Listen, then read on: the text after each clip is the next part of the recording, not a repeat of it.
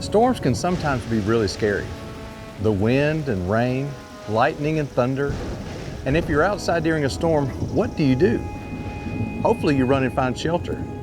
Now imagine being on a lake in a boat when a storm comes up suddenly. That's where the disciples found themselves on a couple different occasions that we have recorded for us in the Bible. And they were really scared. They thought they were going to die. However, Jesus was more powerful than any storm. Let's head to the Sea of Galilee for a lesson on faith.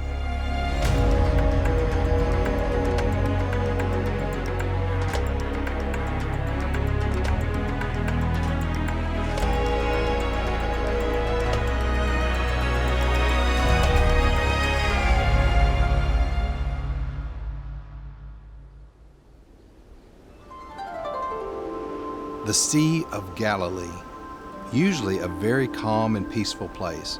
Israel's largest body of fresh water attracts tourists from all over the world to see the ancient ruins of seaside fishing towns like Capernaum and Magdala. Located in northern Israel near the border with Syria and Lebanon, the sea sits down in a bowl with high mountains all around it.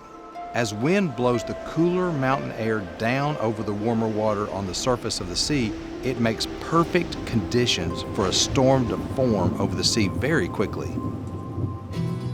The fishing boats used by the disciples weren't like the big fishing boats of today. These boats were likely small wooden sailboats.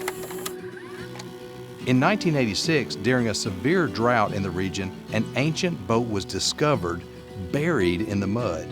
The boat was excavated and studied and was found to be from the 1st century AD, the same time period that Jesus was on the earth.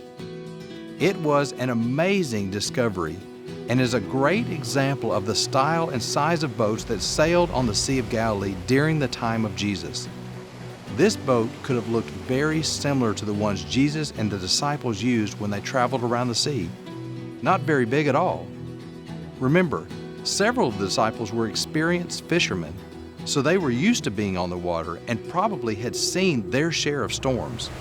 However, in Matthew chapter 8, we see the disciples in one of those storms. In verse 25, the disciples go to Jesus and find him sleeping. They think they're going to die in this scary storm, and Jesus is sleeping through it. Doesn't he care?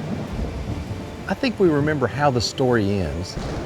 Jesus woke up, and it says he rebuked the winds and the waves, and the storm stopped. It says there was a great calm, and I get the impression that the water was so smooth, you wouldn't have been able to tell there had been a storm there at all. Wow, that's the power Jesus has. In that story from Matthew chapter 8, we see Jesus ask the disciples, "Why are you fearful, O you of little faith?" The disciples were with the Lord, but they still lacked faith. They didn't act like they believed he was the Son of God who has the power over everything, including storms. Can we be the same way today? Do we follow Jesus but are scared that he can't take care of the storms and difficulties we face in our lives? We all will experience different storms in life and different troubles and hurts that make us worried or afraid, but we have to remember that our God is bigger than those storms, and our God has the power to calm our storms. We may not know what storms we'll face, but we can know peace when we know God is with us.